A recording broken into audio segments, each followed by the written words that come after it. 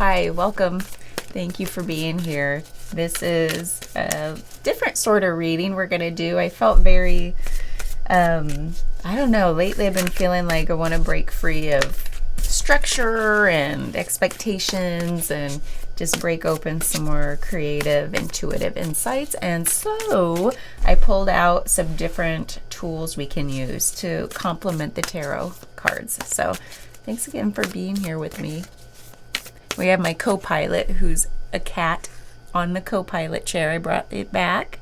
Oh, you can kind of see him. There he is. Hey, Agador. Oh, I love when he's here, except for all the fur that is everywhere. Okay, let's get a couple cards to see what energy is here with us today.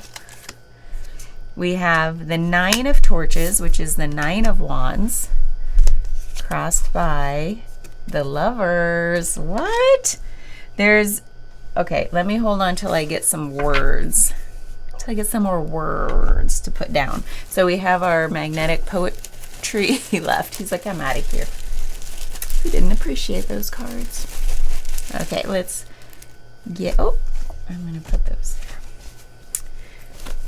A couple words. What feels right? Okay, what words did we get? These are little words. Cloth. Pop. This just says in.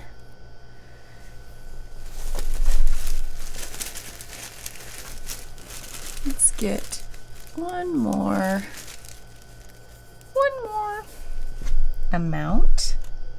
Ooh, what's that make us think of? And then I debated on these guys. These are hit or miss. I keep getting the word soapy. I will die if that word comes out again. I will be dead. Okay, let's see. I don't know why soapy. These just came from some game, but I just like to have words to pull from. Cloud. Let's put that over there. And then these are just some cards I created with some words I like. Harmony. Ooh. Well, what I was going to say immediately about the Nine of Wands and the Lovers, this feels like a tug of war with, I'm going to say it, connection, because with the Nine of Wands, and I'm going to say it, connection, because that theme has been coming up a lot lately with the cards. The Nine of Wands is one of I think we had this the other day in a different deck about self-reliance, individualism, maybe building up a feeling of ruggedness or stick-to-itiveness, persistence. And then the Lovers is one of coming into alignment. How am I continually coming into alignment? And that's when we get the word harmony here. That's what it makes me think of. It's like there's something here that says, yeah, I've sort of had this, I can do it on my own kind of attitude through life, perhaps, or through some portion of life. And something is like, well, that's all well and good, but what about really connecting with myself in an authentic way? What is my authenticity versus just, I got this, that tough exterior. And also in connection with others through that process of integrating those parts. You can still be an individual and in deep, authentic connection with yourself and other people, right? I'm working on it. Cloud, I'm not sure. This makes me think of dreaminess and, just sort of like this, or something that feels maybe like this hope that you've had to come into that connection with authenticity. And then cloth, pop, and amount. So cloth makes me think of the costumes we wear, those, again, the exterior self versus the interior self. And pop, how are we going to dispel that illusion? And it feels like amount. When I think of that word in this context, it's feeling like, do you ever feel like, how much of each element do I want to incorporate in what's that noise? Into, like, when we're out of balance, when we're out of harmony, it feels like I have a lot of amount of this thing in my personality or in my behavior or in my thoughts. And it's like, how do I, like, in what amounts? It's like if I had a big soup bowl and I was making myself, my authentic self, how much of each thing would I want to be me? Does that make sense? Like humor, sensitivity, goofiness, like what are all the elements that make you you? How would you describe those, and in what amount? Because I feel like we're all so different. We're all fundamentally the same in a lot of ways, and then we're also different with the proportions. So I don't know why that's coming to me, but let's see. I'm going to set all these words aside because it feels like something about deeply desiring to come into your authentic self, to kind of bring everything into the balance that suits you. Something might feel out of balance or might feel like the time to focus on that balance. I'm thinking back to the reading we did for the whole year of 2025. This was a whole year ago. And I remember, I feel like it was Q4 because they broke it down by quarters. There was a period of integration. And for some reason, here we are in Q4, and it feels like this is about integration, that phase of life. Okay, so let's get a few more cards and see what's our story. Morning glory. We had the Princess of Cups, which is the Page of Cups, the Five of Swords, and the Six of Wands. That's funny. I was thinking about the Six of Wands this morning. Don't ask me why I think about tarot cards when I'm in the shower. Shower thoughts. One moment. I think I was thinking about how the sixes are all like different forms of something to heal within ourselves. And this one has a flavor of like being seen for who I really am, and then what's the display I put on for others, right? But deeply desiring to be seen for my authentic self, and knowing that I'm out of alignment based on what I feel others' perceptions of me really are. I don't know why I interpret it that way in this reading, when a lot of people say the Six of Wands is one of success. And it's like, yeah, but we can dig deeper. So anyway, the Page of Cups is this.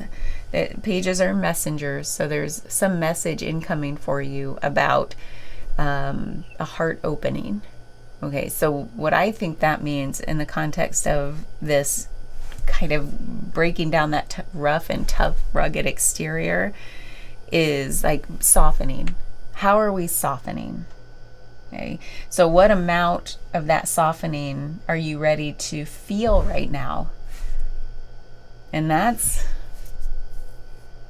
can be, depending on your life circumstances, can be, feel unsafe sometimes if you're always in the company of other people. And it's like, wait a minute, I'm getting to know my authentic self with my own self first, right? Before I let anybody else see that ooey gooey messiness.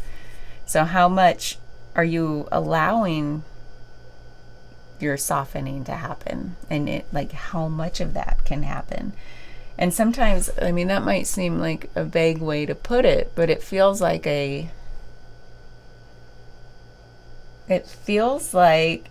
turning off the brain a little bit, doesn't it? It feels like, I don't know. How do you tap into that? Do you need to put on like a Hallmark movie to get things rolling?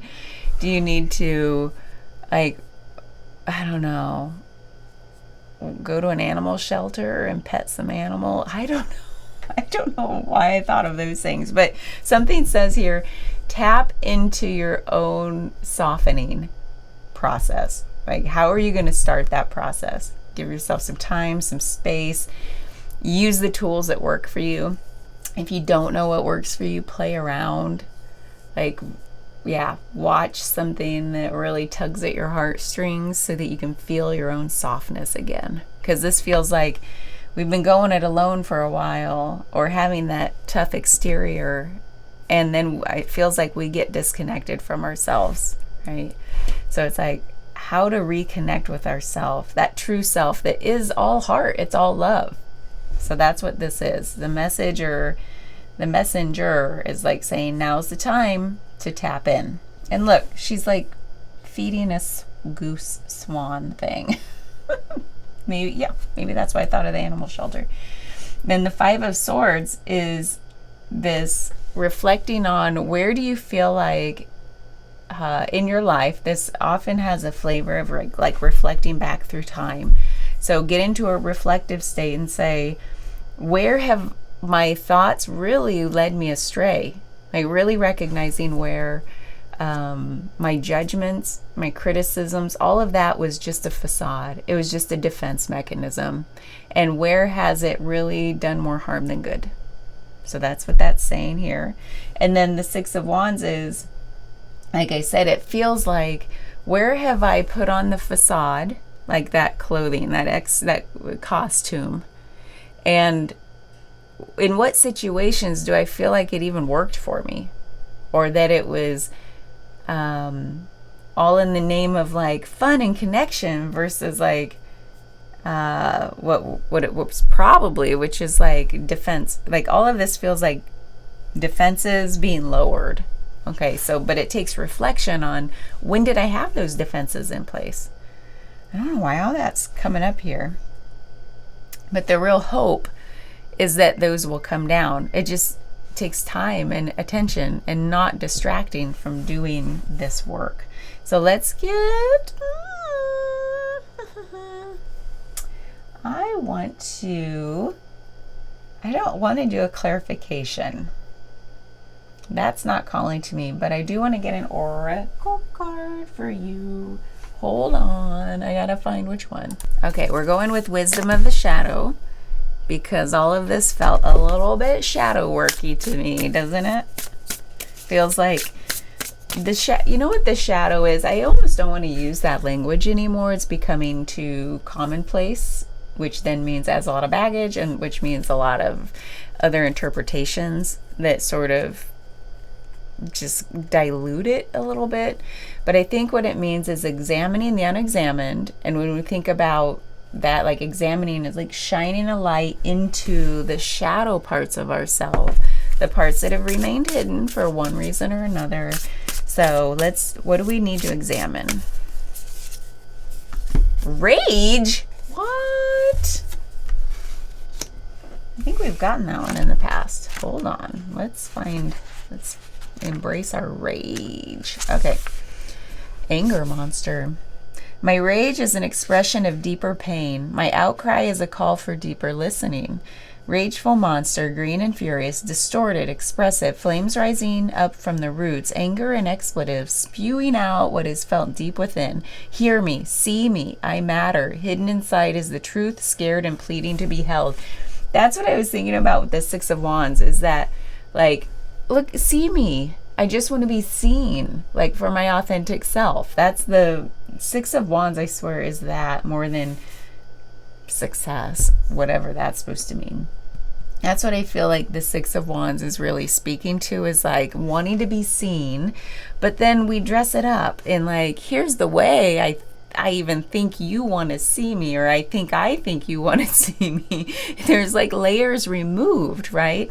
So this is the like that tug of war between wanting to be seen but still not truly knowing my authentic self, but yet wanting to be seen for my authentic self. So it's this weird little, what needs to be shown a light on in that process. Shown. Anyway, if we don't experience moments of anger, infuriation, or fiery rage, then are we paying attention to the passionate truth within us or the world around us? If there is something within us we are passionate about, something that makes us sad, something that makes us feel disappointed, and it doesn't get expressed fully or met, held, heard, then it can easily spark the inner flame and quickly grow into rage. Like a fire, rage can catch instantly, explode, and scorch everything around it. Rage and anger are experiences that can have countless other feelings hidden under the surface. The invitation is to notice what enrages us, what infuriates us, and where our needs are not being expressed or met. Our rage can be righteous, comprehensible, and fuel for change. Or it can burn everything to the ground with insight and a violent fury, including the possibility for the change we desire. Notice if you allow things to bottle up until they explode, or if you feel rage bellowing internally but don't fully express it. Consider allowing yourself to feel the fullness of pain, anger, outrage, and express it in ways that feel skillful towards enacting change. Check yourself if you experience an excess of rageful, fiery, or blame-filled outbursts. That's what the whole time reading that last paragraph reminded me of the Five of Swords, because it's usually one of like causing harm, unintended harm through like that judgy ego self. And that to me says rage. I also think about the wands being that fiery energy of like, see me, and like what kind of dysfunctions can flame up out of that. Contemplations. How do I express my deepest hurts when they arise? Do I use my passionate inner flame as fuel for change? How can I acknowledge my own rage and expressions? Ritual. In a space without anyone around, or in your mind if you don't have access to alone time, allow a full flow of rage to rise up through your body. If rage doesn't feel easy to access, imagine a pure primal essence of rage without emotional ties rising up like a fire from under your feet or your root. Stand up on your feet, roar, howl, make sound, scream, yell, growl, speak your raw grievances and rage. Allow your body to move to match your sounds. Look in a mirror, make yourself look as wildly enraged as you can. Feel it fully to let it move out. Integrate in some way, journaling or sitting with what comes up. You know what's funny is we started this by saying like softening. But you know what? Like letting that fire out, it reminds, there's like a melting process. Have you ever done dragon's breath? We were taught this in massage school in my shiatsu training. So I had a wonderful teacher, and she was like, okay, dragon's breath. It's like, it's part this. So try this. I'm going to do it. It's going to look ridiculous, but I don't care. So you go, you kind of, okay. So like you inhale like really intensely, but like scrunch your face, like contract everything, and you go. Then you like open your mouth as wide as possible, open your eyes, and like breathe out like the fire. So like a dragon.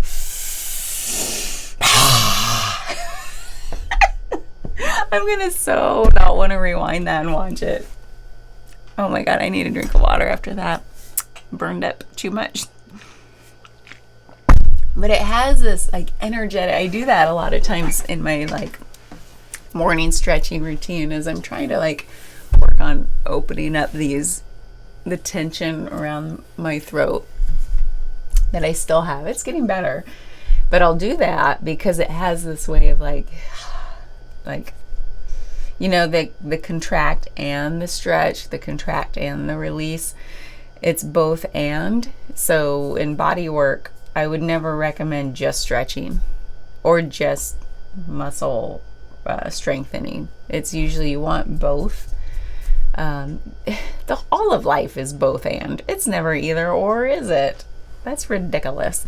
So try stuff like that. Other practices for tapping into rage in a safe way are like, speaking of jaws, like you could just slowly open this somatic experiencing work. So you slowly open and close your jaw and paw, like slow, very, very slow, because the jaw is where we kind of tighten up to avoid expressing what we really want to express, right? So a lot of tension gets held here when we don't allow ourselves to express something. And so oftentimes that can be rage, it can be anger. And so if we slowly open to the point where we feel like, I sense a sensation that feels like a little, and then close it back down. And just do that slowly over and over again. And then you can also slowly like clench your fists and open them up. But the whole point of slowly doing these types of things is like, notice where else in your body you feel something start to happen. You feel other sensations. Like for me, when I do my fists, I kind of feel my solar plexus like a knot forming. Like to me, something, and I always think about the general meanings of the different energetic parts of the body, like the solar plexus being the sense of like my ego, my sense of self, my willpower. So it's like, it feels like something gets contracted there when I want to express, when I go into like a rage, which is like fist, right? Like that's a form of like expressing anger or rage. So it's like something gets contracted in me, like I haven't let myself express that in my life, but something in there is like, fuck yeah, I want to express it because I've never allowed myself, right? So it's in there. So anyway, you too can practice these fun things at home in the safety of your own space. Make sure you're in a safe space. Make sure you feel like it's intuitively accessible to you. If it feels too big to even think about it, don't do it. Don't do it. Seek a professional. Okay, this is just if you have that playful curiosity about it. I would never recommend it to anyone who is not in a safe place within themselves. So it's funny, I didn't expect rage to come up, and yet all of this points back to like when we have that tug of war between like individualism and my authentic self, and how I haven't expressed my true self because I've had this different, rough, maybe dressed up exterior out of defenses. Like, what am I defending against? Usually there's something that, like the truth that wants to be spoken. You know, there's like, why am I so defensive? Like, I expect people to know the real me, but I'm not showing the real me. So where is that playing out in your life? Because that's a broad topic, right? I could show up in, I told you mine, like, I think there was a lot to be rageful about in my youth, and I never expressed it. And I feel like even though I've tried to do little exercises like that, obviously there's still something in there that's like, I need to go to a rage room, right? They do those these days, right? Where you go in and bash a bunch of shit up. I think that would be so fun. Could be illuminating. So anyway, thank you for being here, and I wish you all the best with this. If rage wasn't it, if you just feel like, no, you don't really have any rage to tap into, but maybe there is still some softening. It's time for a softening. It's like I said, we had that Whispers of 2026 reading. I kind of want to do a quarterly 2026 one now and go deeper, but as we had like the whispers of like what 2026 might be bringing us, there was a gentleness, there was a softening as compared to this year that was all about breaking open. And think about the year of the snake this year, which was about shedding our old selves, that exterior, right? That even shows up here with shedding that scaly exterior and exposing our soft underbelly. So I feel like as we go into the next year, that's the way that we can take off running. Like the year of the horse has a lot of movement energy, like galloping and taking the reins, but we had to shed a lot first. So this feels like shedding that rough exterior, trying to tap into the parts of you that didn't get to express anger out of like something that maybe you had to go through that didn't feel fair, it didn't feel right. And you never got to express your disapproval. So, okay. Well, thank you. Bye.